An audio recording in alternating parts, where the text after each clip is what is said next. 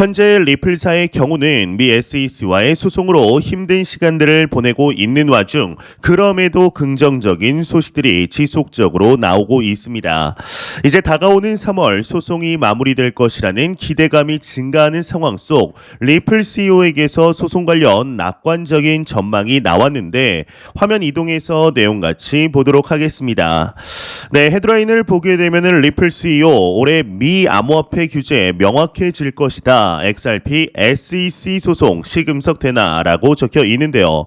네, 밑으로 내려가서 내용을 보도록 하겠습니다. 미국 증권거래위원회 SEC와 미등록 증권 판매 소송을 진행 중인 리플사의 CEO 브래드 갈링하우스의 경우는 2023년 암호화폐 규제와 관련하여 조심스러운 낙관론을 펼쳤다고 하는데 구독과 좋아요, 알림 설정 부탁드립니다. 안녕하십니까. 암호화폐 정보를 전달해 드리는 닥터 비트맨입니다. 네, 목요일도 슬슬 마무리되고 있습니다. 어떻게 오늘 하루 잘 보내셨나요? 참 날씨가 춥습니다. 항상 나가실 때 몸 건강 챙기시길 바랍니다. 현재 크립토 마켓의 경우는 어느 한쪽으로 방향을 잡기 위해 꿈틀거리는 모습들을 확인할 수가 있습니다. 일단은 코인 마켓캡에서 메이저 탑10 코인들 먼저 한번 살펴보도록 하겠습니다. 네, 일단 시가총액 1위의 비트코인의 경우는 전날 대비 0.68% 상승한 16,861달러대를 나타내고 있습니다. 2위의 이더리움은 2.46% 상승한 1,248달러대를 나타내고 있으며 XRP의 경우는 0.82% 하락한 0.34달러, 8위의 도지코인은 0.70% 상승한 0.072달러대를 나타내고 있는데요. 비트코인의 더미넌스, 이더리움의 더미넌스 각각 살펴보게 되면 39.6%, 18.7%를 나타내고 있습니다. 그렇다면 선물 투자자 분들은 과연 포지션 어떻게 잡고 있는지 롱숏 비율 한번 확인해 보도록 하겠습니다. 네, 일단 비트코인의 경우는 숏 포지션이 73%로 우위를 점하고 있습니다. 이더리움의 경우도 숏 포지션이 67%를 나타내고 있으며 이제 XRP를 보게 되면은 롱 포지션이 61%로 우위를 점하고 있네요. 네, 이제 1월 21일부터 대한민국의 명절 설날의 기간이 시작이 됩니다. 이제 여러분들은 사랑하는 가족분들에게 드릴 선물들 어떻게 준비 다 하셨나요? 이 설날이 너무 좋기는 하지만 이 부모, 형제, 자식들에게 뭐 하나라도 더 드리고 싶지만 이게 부담이 되는 것이 사실입니다. 예, 현재 지금 닥터 비트맨 채널과 상하제약이 제휴를 맺어서 오늘 1월 5일부터 1월 17일까지 단 12일 동안만 정가 24만 원에 홍삼정을 75% 할인한 59,600원에 제공해 드리고 있습니다. 이게 이제 코인 유튜버로서 홍삼을 말씀드리는 것이 맞을까라는 생각이 들었지만 이게 워낙 할인폭을 크게 하기에 이 담당자분과 상의하여 진행하기로 결정하였는데요. 이제 어떠한 선물이든 이게 받는 사람이 즐거워야 좋은 선물이겠죠. 이 홍삼 받고 아마 5만 원대라고 생각하는 분들은 없으리라 생각이 듭니다. 지금 이제 선착순 한정으로 진행이 되고 있다고 합니다. 이 필요하신 만큼 미리 준비해 두시면 조금 더 마음 편한 설날을 보내실 수 있지 않을까 싶은데요. 이 구매 링크는 영상 설명란과 댓글창에 남겨놓았습니다. 오전 9시 결제권에 대해서는 당일 출고된다고 하니까 들어오셔서 이번 설날 선물 걱정 덜으셨으면 좋겠습니다. 네, 현재 크립토 마켓의 움직임이 심상치가 않습니다. 이제 2023년 들어서 우리에게 기억에 남는 해로 기록이 될까요?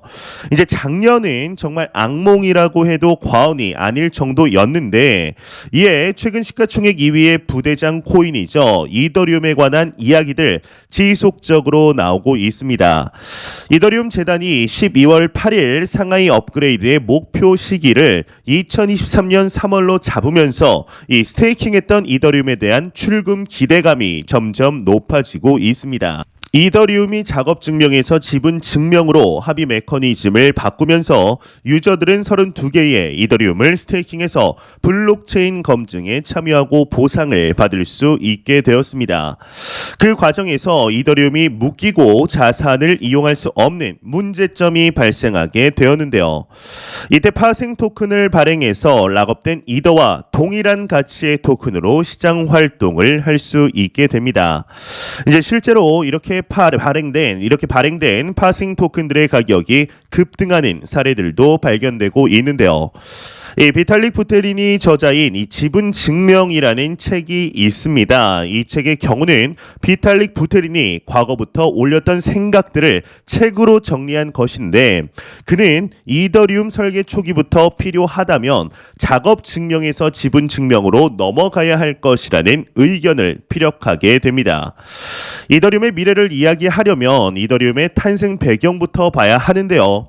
이 비탈릭 부테린은 도지코인을 들며 암호화폐를 만드는 것이 얼마나 쉬운지 역설하고 있습니다. 동시에 무신뢰를 갖추면서 전통적인 은행 모델의 보안성을 제공할 수 있는 것이 이더리움임을 주장하게 되었습니다. 이 작업 증명 POW로 이더리움은 나름의 생태계 성장을 꽤나 잘해왔죠. 하지만 이제 높은 가스비와 이 느린 속도는 이더리움이 이미 커져버린 생태계를 담기에 적합하지 않았다라는 공격을 받게 만드는 요인이 된 것이죠. 이제 결론적으로 이더리움은 2022년 성공적인 지분 증명 POS로의 전환을 시작했습니다. 이제 아직도 갈 길은 멀죠. 이제 대부분의 사람들이 이더리움의 지분 증명으로의 전환을 이야기할 때 에너지 소모를 이유로 듭니다. 이제 충분히 설득력이 있습니다. 비트코인이 늘 막대한 에너지를 사용한다라며 공격을 받아왔기 때문이죠. 하지만 비탈릭 부테린은 이것보다 더 큰 그림을 그렸습니다. 이 비탈릭 부테린을 지나치게 절대선으로 볼 필요는 없지만 이미 이더리움 커뮤니티는 이더리움 클래식과의 결별 당시 이 부테린이 보인 리더십으로 인해서 그를 절대적으로 신뢰하고 있습니다.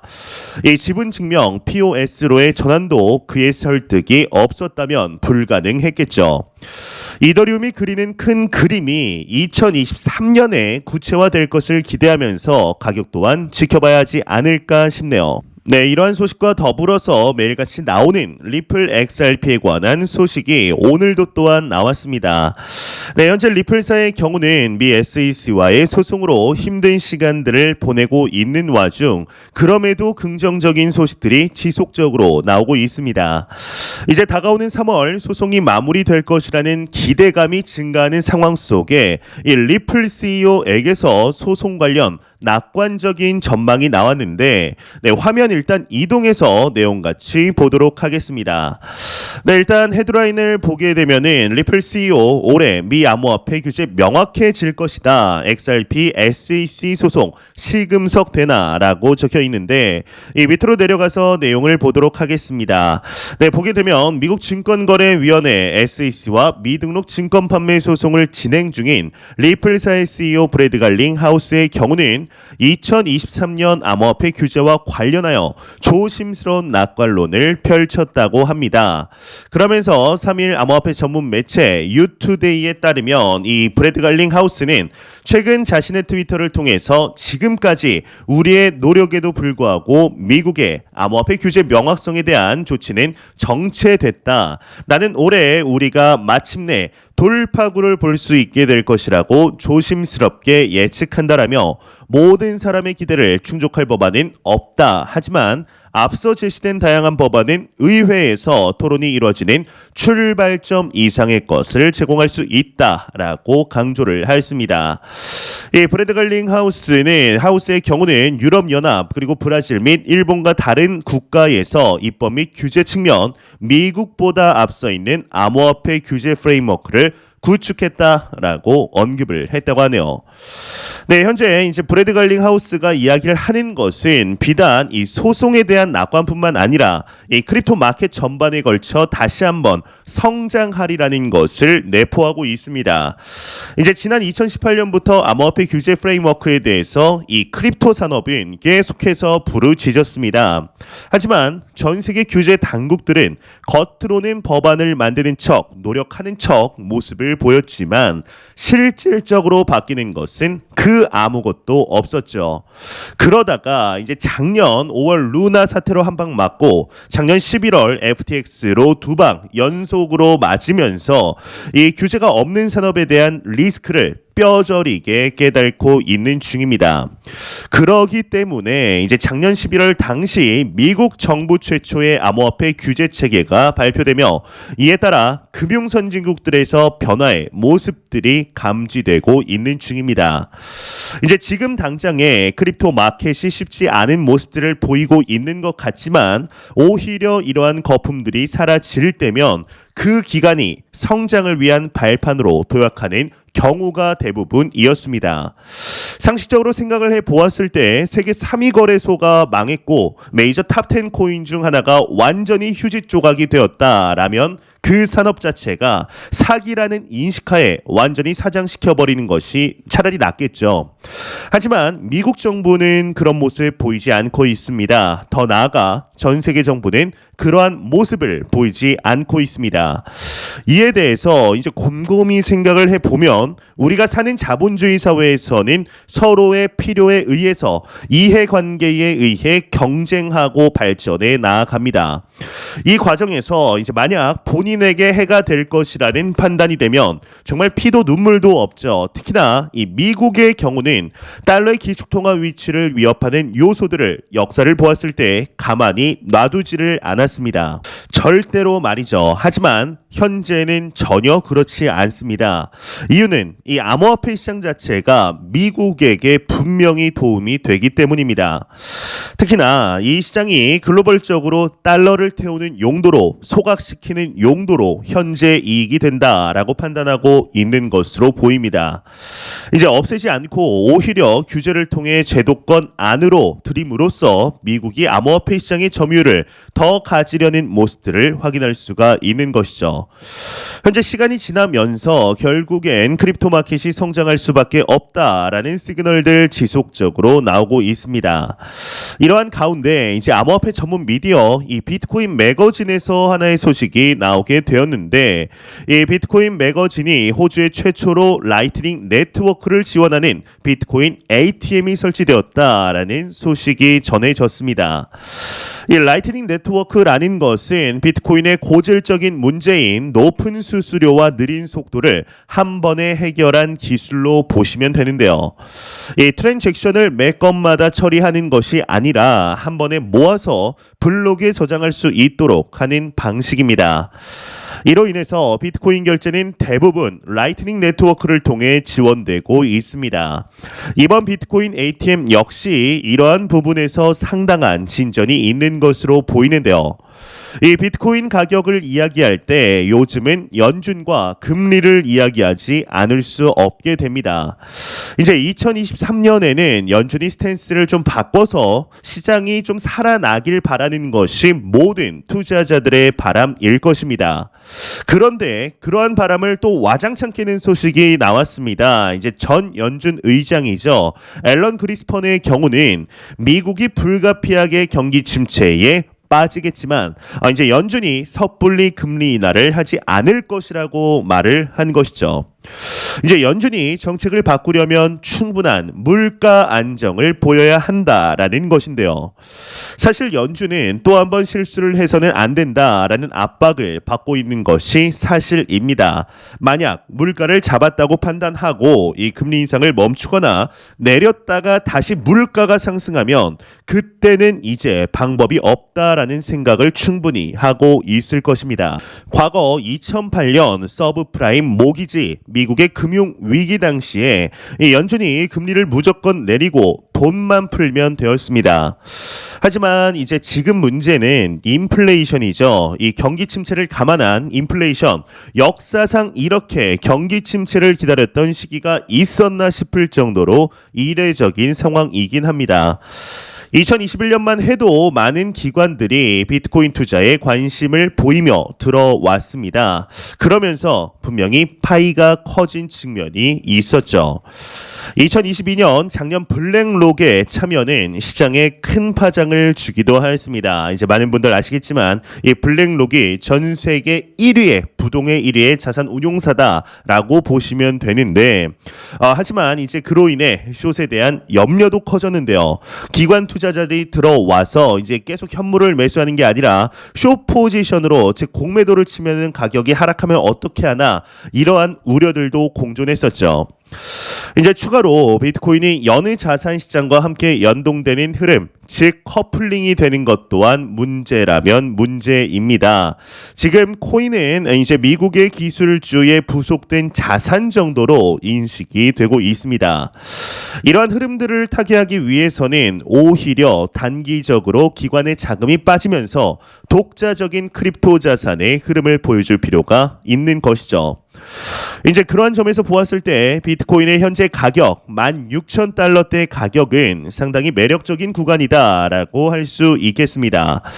물론 이제 1월 다가오는 FOMC 이후에 자산 가격이 또 한번 요동치겠지만 2023년 1분기는 코인을 매수하기에는 더없이 공포스러우면서도 좋은 시기가 될 가능성이 커졌습니다. 이 연준이 금리를 올린다고 해서 금리가 10% 두 자릿대가 될 리가 없죠. 아무리 높아져도 이제 7에서 8% 수준에 머물게 될 것입니다. 이제 시장은 고통스러워 하겠죠. 그 구간까지 간다면 정말 고통스러울 것입니다. 하지만 또 그 구간만 잘 넘기게 된다면 자산 가격은 결국엔 상승하게 되어 있습니다. 자산의 매수 기회는 늘 지금과 같은 불확실성과 공포 구간이었죠. 참 쉽지 않은 시간들 반복적으로 진행이 되고 있습니다. 이제는 상승하겠지 생각하면 하락하고 지금이 저점일 거야 라고 생각한다면 더 하락하는 악몽 같은 한 해를 우리는 잘 버텨냈습니다.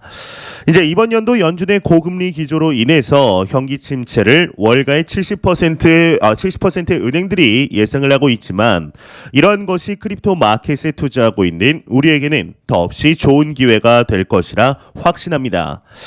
우리는 이 시장을 놓아서는 안 됩니다. 여러분들이 투자하고 계신 자산에 대한 공부를 절대로 멈추지 마시고 매 영상 말씀드리지만 절대로 단기적인 시각이 아닌 장기적인 시각으로 또한 오랜 시간 동안 함께 할 수 있는 여유 자금을 통하여 투자를 진행하시길 진심으로 바라 보겠습니다.